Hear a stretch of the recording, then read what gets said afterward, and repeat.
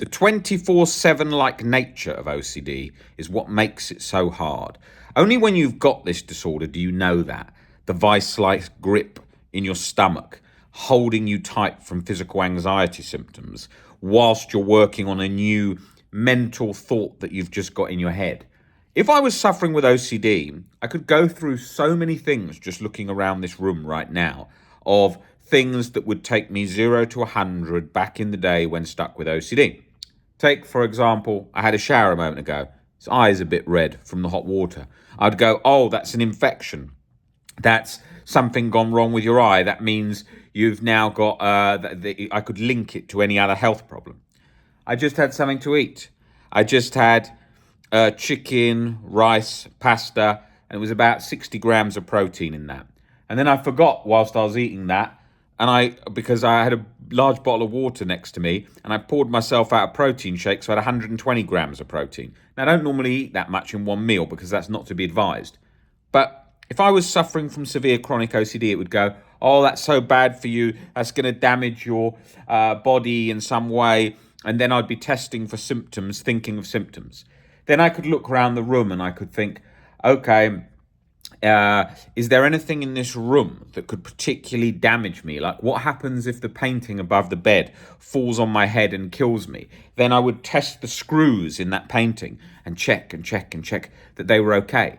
And then I'd be, okay, now I can sleep. Do you know what? I'll take the risk. But then you'd go, but what happens if you just move the screws so that then someone else goes into the bed and then it falls on them and you kill them? What happens if you did that deliberately? It's going to do all of those things. It's looking to nicely squeeze like a vice the chronic guilt and chronic anxiety. That is how OCD operates. Now, if you have OCD, you understand this menace. You can see how it tries to do things, how it tries to develop that chronic guilt and anxiety cycle. It does it in anything. And when I look back at my life in the past, it was a sort of a medal, a sort of all day long, a concoction of those different rituals to keep anxiety at bay. And I couldn't keep it at bay. It had the upper hand because I didn't have any level of acceptance there or insight into how it operated or what it was. Now, you've got to really think along this journey. If you want to take your life back really seriously, you want to do this, you're going to have to get a pretty good understanding of OCD. Now, people come into me often and they think, I've got a very good understanding of OCD. I'm talking about them. This is what they think. They think, I've been at a centre for anxiety for maybe 2-3 months. I've done a ton of exposures. I've been to 7 therapists over years and years. I have a very good knowledge of OCD. You probably have quite a good knowledge compared to the average person with OCD by a long shot. But there's a varying degree between knowledge, okay? Because if you don't have any level of acceptance, which is what most people are at when they come in the door, and you've been doing a lot of exposures have often become compulsion at that point where the person's doing them repeatedly to get relief, and OCD keeps morphing and changing the goalpost. So the person's now frantically chasing more exposures. And then the problem is that the therapist that they're often working with is giving more exposures to try and get them relief. And then they're chasing that in a vicious cycle. And then when they chase that in a vicious cycle, it just becomes this situation where they can't get relief. The therapist says, okay, you need to adapt this, a bit more of this. And then they keep doing it, and they keep getting stumped, like, why am I not getting better? And then bit by bit, that becomes a problem. And they then think they're a rare case and they're treatment resistant. Most people, when they come in the door, have come to the conclusion in their head that they are treatment resistant. Well, they're not treatment resistant. They feel like that. They've convinced themselves of that because they've been stuck for so long and nothing has brought relief and got them back to a sort of baseline of chronic peace as opposed to a baseline of chronic guilt and anxiety. And that's key to be aware of, right? And these are very easy cycles to get yourself in. Life is balanced on a whole range of subtle moves of error. Like, I'm very aware in my life, like, of error. So I think to myself, like, okay, that could cause an injury. That could be too much risk. Do I really need that, right? And I weigh things up and I say, well, if the benefit's good, to take the risk. But if it's not, and then I'm thinking about that. I think things about protecting my own head because I think this has got to last me the rest of my life. And it also is a lot to do with the work I do. So I think, okay, you've got to think about how you live your life. Driving a motorcycle with no helmet would certainly come top of the list as something that I don't want to do. When I was younger, I used to get on the motorbike. I would wear a helmet, but like the way I used to drive was so risky, like taking huge risks and not really caring. And when I look back at that, it's just a very different view of how I viewed life. And that's in anything. And then OCD would get into a subtle small thing, and then the risk would be I wouldn't care about the high thing. So, for example, if I was sunbathing, I'd be thinking, oh, okay, don't need to put sun cream on. I'll wait and see, get a bit browner with no sun cream. Then I'd get burnt really badly, and then I'd beat myself up compulsively. You've given yourself cancer. You've done that. You've done that. You've done that. Then I'd put factor 50 on. Then I'd check every gap that I'd missed. And then I used to almost be envious of people that had darker skin because I used to think, they don't have to worry about this risk. It's a lot less likely, right? That was just ridiculous because I'd become so obsessed with it. But yeah, you can get burnt easy. Like right now, I'm quite white. If I went out now and sunbathed with no sun cream on, I'd probably get burnt till it really hurt, right? I got burnt so badly when I was younger that I couldn't even walk. The pain was so bad to walk. My legs were so burnt. You know why I got burnt like that? Because I used to go on holiday and I used to sit on a balcony in Spain. And the first couple of days, I used to put no sun cream on at all because I hated being white and I always wanted to be brown, like a lot of my friends were browner. And so then also I had such bad OCD that the sun, when I was sunbathing, gave me a little bit of like 30% rest from the OCD. So I'd lay there and relax, and then I'd have music on. So you got the music and the sun, which gave me that boost. And then I'd start to feel a bit better, and then I wouldn't notice it. And I'd test my leg to see if it was burnt, but only when you went inside a bit later, you realise it was really burnt. And sometimes I couldn't walk. Sometimes the pain was so bad, it all peeled, deep layers of peeling. It's fucking bad. And so I decided after that, I'm going to have a skin cancer test each year. And I've done that for each year, not in a compulsive way, just to make sure that I'm all right for skin cancer. I've had 1 or 2 moles removed, and that's about it. But in life, the OCD is going to get into anything, especially where health's concerned. Somebody said to me years ago, they said, if you're going to check for all that stuff, you need to check for your liver, for your everything. And that's the thing, you're only checking for the things that you can see. I know with AI and new technology, people are like talking about full body scans, like it's very normal. I used to go on a plane and read in a magazine in the plane, and it would say like full body scan for $3,000 or something. I used to say to my dad, that's crazy. Who's going to pay that? $3,000 for a full body scan? And my dad used to say at the time, he said, I think it's quite a good idea because then you can make sure that you've got no risk for health. And I was like, wow, that's crazy. Wouldn't want to do that. He didn't do it. He was talking hypothetically about doing it. And then when I got OCD, I was like, God, that's so compulsive, all that stuff. But like today, I pick and choose what health benefits I'll go for and what tests. Like people go for MRI scans all the time, just under a doctor's recommendation. Go for an MRI scan. Yeah, I've got a bit of a headache. MRI scan. And it's like, you don't need that stuff unless you've really got a problem they can't eliminate or find a way around in most cases.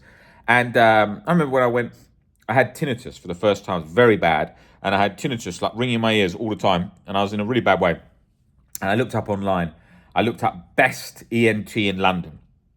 And I didn't have much money. I was working a job that was in a pretty rubbish gym.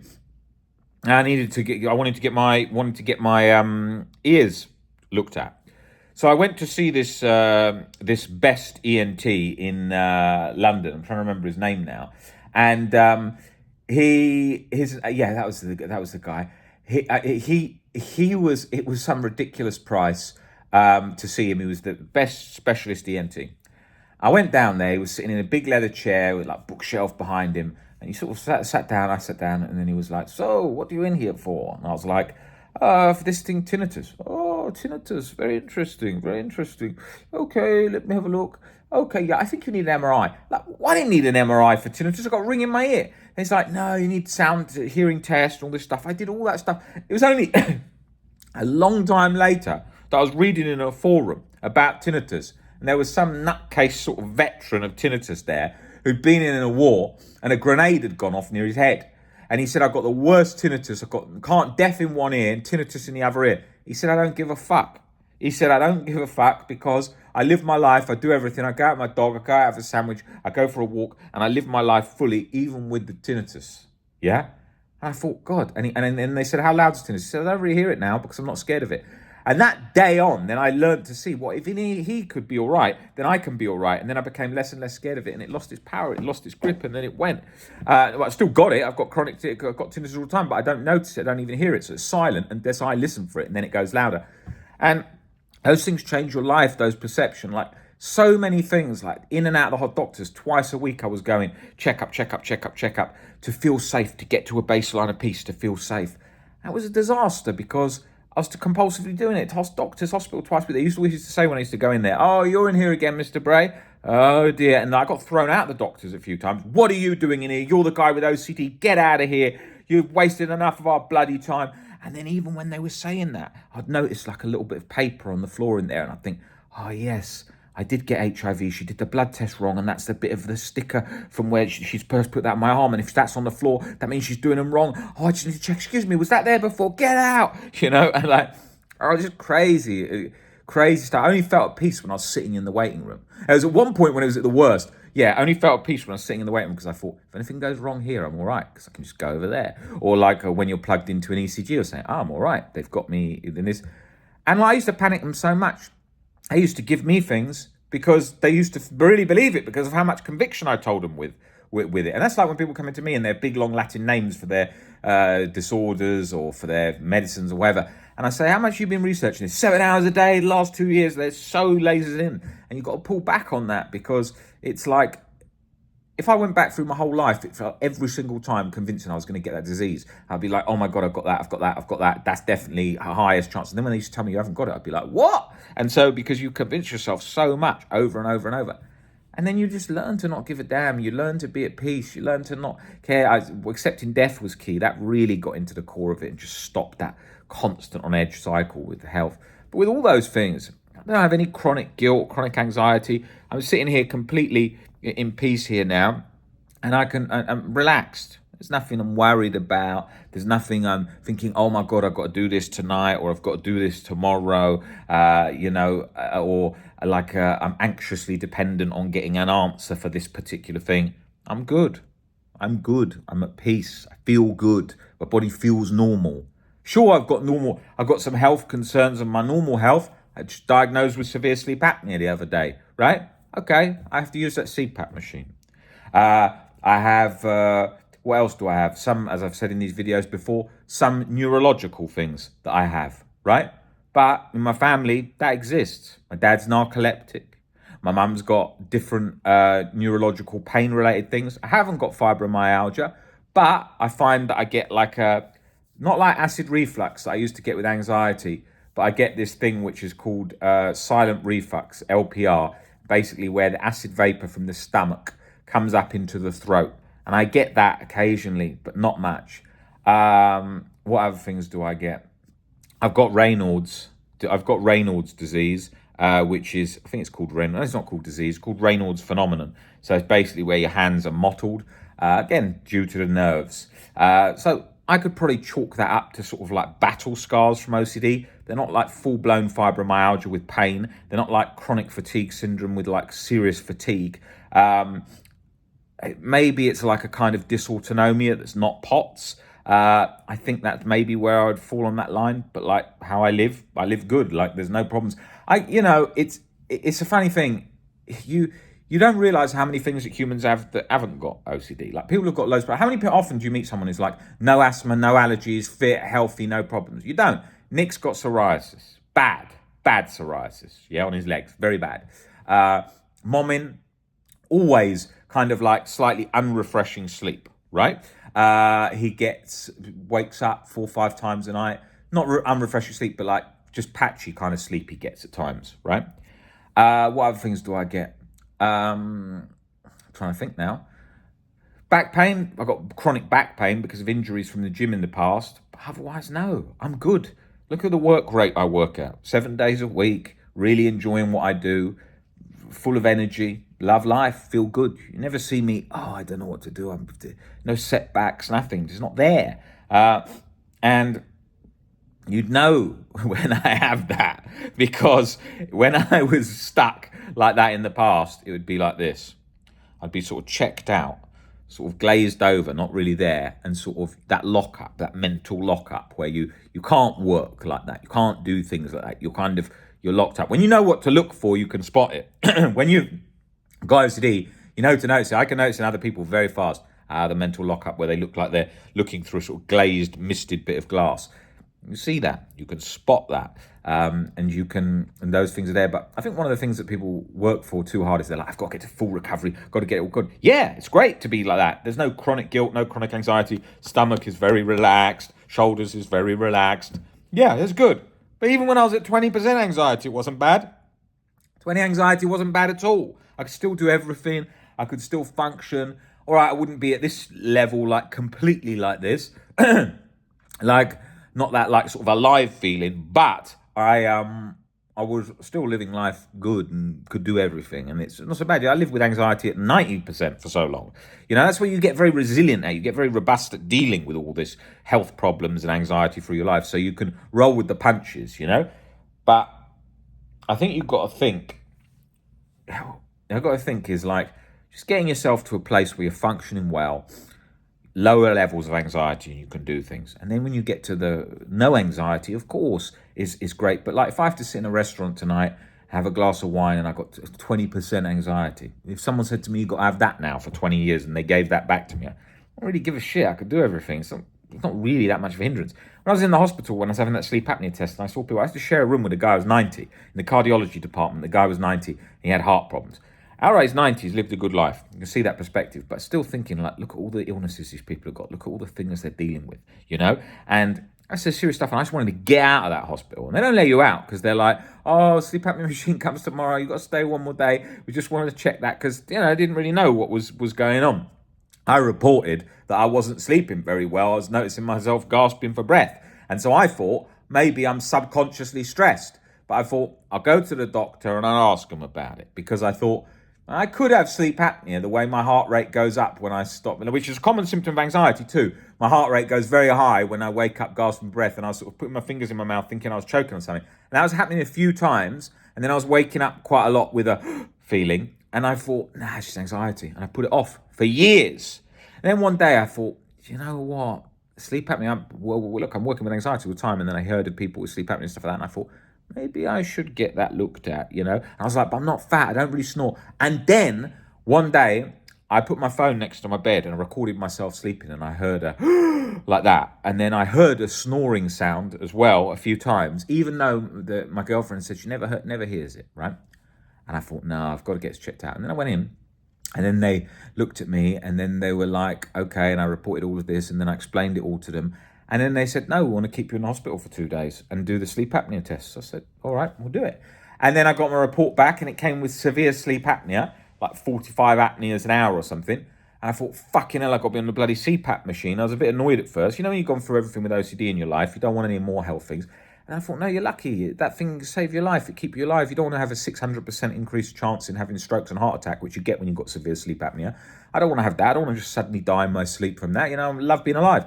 And so I thought, all right, we'll go for this CPAP machine. Got that. First week, I was like, fucking hell, this is awkward. What? I can never sleep again without this fucking pipe and thing around my head. And then I got used to it. And in a week, and I thought, this thing saved my life. How lucky I am to live in an era where this little machine here that's not even noisy does that. And just the flow of air and everything, sleep better, obviously, because I got apnea. And then the guy came to my house, the specialist for it, and he came and he tested all my my results from that machine. He's like, you have 4 an hour now, same as a normal person. And I was like, wow, that's amazing. That machine's done that. He said, yeah, machines used to be as big as a suitcase, a big suitcase in the past.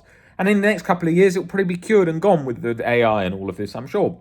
But I'm very happy. I'm very happy that that's like that. And you just adapt to these things. And you all different circumstances. I remember when I had such a bad injury to my neck, and I was having physio 3 times a week, chiro 3 times a week, very bad. I could barely get out of bed. I had to lift my head to get myself out of bed. I thought to myself, if I can just adapt around this, swim, even if I have to give up the gym, but I can still read books, work out, like not work out, but like walk, watch films, whatever. That's great. I've got those things in life. And then you learn to appreciate that, and the gratitude comes. You can adapt. You adapt. You've got an amazing ability at adapting, even with different disease, everything. Think of those people who've had cancer and come through it, or loads of chemo and radio and still come through it. I know people like that. Chemo, radio for years, on and off for years of cancer moving around the body, and then they've come back from it. And you think of that, and it's the one day at a time approach, the resilience and going for it. And that's the same with OCD. You're most likely going to recover. You're going to be on the other side of it. Your life's going to be very different. That's a lot of great things to look forward to, and just go for it. and really put in the work. Most people don't. You've got to really commit to it. You've got to really do it, and you'll get there, and you'll recover. Life will be very different. You'll look at it from a different angle. OCD is nothing to me now. Look, I work with OCD day in, day out all the time, and so does the team. But in my life, for me personally, OCD is nothing. I don't care about OCD. I don't care if it comes back. I don't care about chronic anxiety. I don't care about any of my fears from the past, any theme, anything in the past, anything in the future. I don't give a shit about any of it because it doesn't have a hold on me. And I speak to you real because that's what I built this whole thing for, because I wanted a place that was real, not this wishy-washy nonsense that was so much of what I saw in the OCD community, like leave thoughts there and just allow it. It didn't work. And like, I want to be real and speak to you about it because that's what's, brought us along this journey to where we are today as pretty much the main provider for OCD around the world. And we do that because we keep it real. We tell people how it is. We say what the experience is like. Every theme, every difficulty, every struggle. I'm not here saying, oh, it's a 7-day course to recover from OCD. Fuck, I wasted so much money on that shit in my life. Buy this ebook and then learn to play the guitar and distract yourself 24/7. That's crap. That didn't do nothing. Your mind, you can't trick it. You can't just say, don't think of this thing or whatever, or just be distracted. Yeah, short-term distraction a bit reduces it. Yeah, I get that, but not long-term. Not long-term. Overrides it. It's resilient. OCD is not like some small cold. It's coming in hard, and so you've got to go with a good work on perspectives gradually. Educate yourself. Do exposures. Break down beliefs. Change your perspectives. Persist, and you will get there back to that baseline piece, which is never lost, you're never broken, you were never gone. It's under the surface. It's not the old you, it's just you. And the beliefs and everything has provided a framework for OCD to go sort of into its maximum grip, and now you deconstruct it and change the shape of its environment, and you're back in control. You have the reins back of your life, and that's the goal. And we're here to help you with that. Below is a WhatsApp link that you can click, and then you can speak to us and we can book you in and do one-to-one sessions, customize it specifically for your problem and look at it or if you want just second opinion. You've been working in a center for a long time and you think you're not getting better, or they're giving you a lot of subtle reassurance, speak to us. We'll review it. We'll have a look at it. Just come in for one session at least and see, and then, usually we're a game changer. Pretty confident we'll be a game changer. And we just have to look at why you're stuck and why that catastrophizing cycle is there. And we look forward to working with you through that so we can get you back to that baseline peace state eventually, which is the goal. But not a quick fix. It's not in one day. And that's key to remember. Otherwise, you try and force it. And you've got to do a lot of work, but you don't force it because you can't. You can't force it instantly. So, best of luck. And I am here to help you on that journey.